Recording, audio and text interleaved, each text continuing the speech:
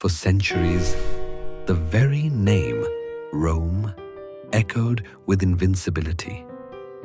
An empire of laws, legions, and unparalleled ambition, it stretched its colossal shadow across 3 continents.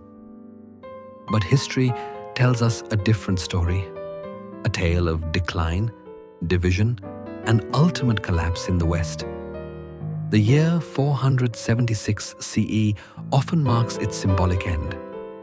Yet, what if the fall wasn't inevitable?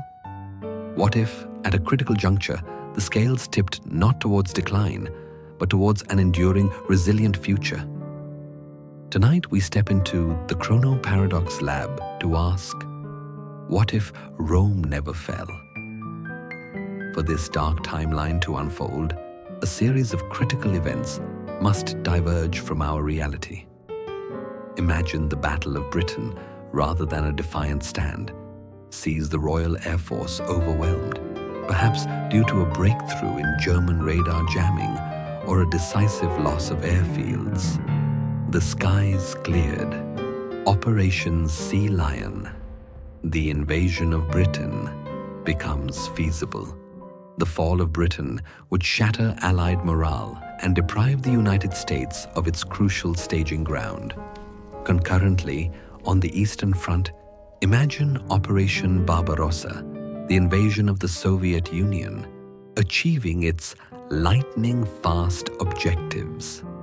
Perhaps a harsher winter sets in later, or Soviet resistance falters due to internal purges, allowing German forces to seize Moscow and Leningrad, breaking the spine of Soviet resistance.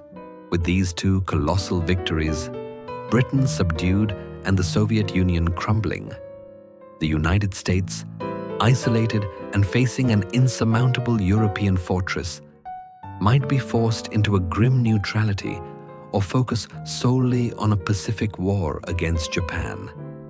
The axis, fractured in our timeline, now stands as a unified, brutal hegemon. In this grim reality, the initial years following victory would be defined by the merciless implementation of the Nazi New Order. Europe is carved up, not into nations, but into administrative zones.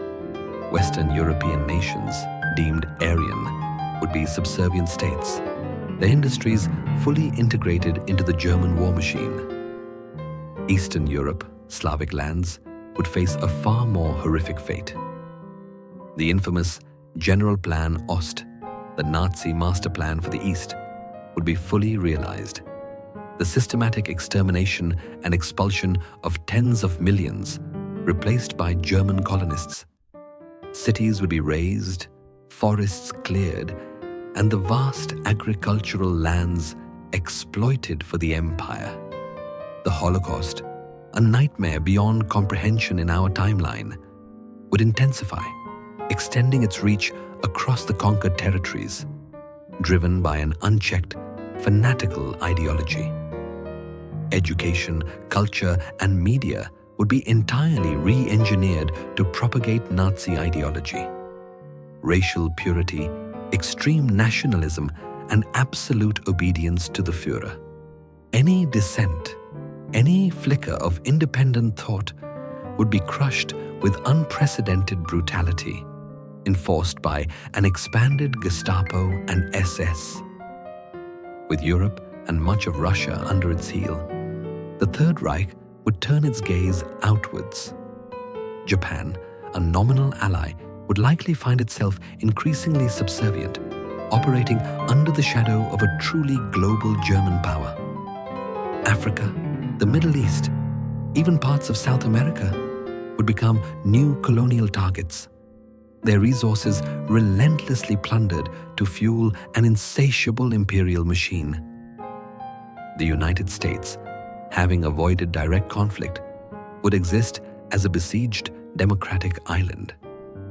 An immense perpetual Cold War would emerge, but one where the ideological battle is profoundly skewed. The sheer resources of a conquered Eurasian landmass would allow the Reich to accelerate its weapons programs, pushing the boundaries of conventional warfare, perhaps even pursuing atomic weapons with chilling single-mindedness. Yet, even in this realm of absolute power, the seeds of destruction would inevitably be sown. The very ideology of racial supremacy is inherently unstable.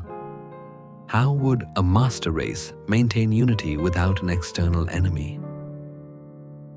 Internal purges, power struggles among the Nazi elite, and the sheer inefficiency of a system built on terror and paranoia would gnaw at its foundations. The conquered populations, though brutally suppressed, would harbor an undying ember of resistance, waiting for the crack in the facade. Here lies the central paradox of such a victory. A system built on hatred and total control is inherently unsustainable. Tyranny requires an ever-increasing supply of enemies, internal and external, to justify its existence. Once global dominance is achieved, who becomes the next enemy? The inevitable internal power struggles among the Nazi leadership, with no external threat to unify them, would lead to devastating purges and civil strife. An economy built on endless plunder and forced labor, rather than innovation and free enterprise, would ultimately stagnate. The sheer scale of administering such a vast, resentful empire would be a monumental, perhaps impossible task. Even the fanatical loyalty of the SS might eventually fragment as various factions vie for power after Hitler's eventual demise. This hypothetical victory is not a perpetual empire, but a prolonged, agonizing dark age for humanity.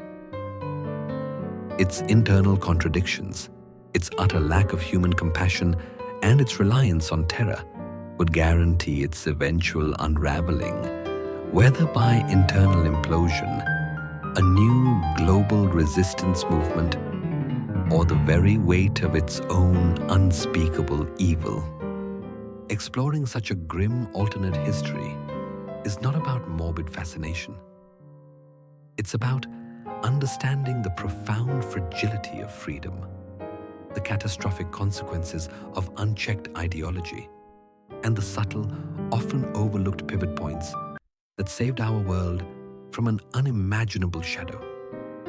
The victory of good over evil in our timeline was not an inevitability, but a testament to immense sacrifice and unlikely courage. This thought experiment reminds us of the constant vigilance required to protect the edges of understanding and to ensure such a paradox of evil never takes hold.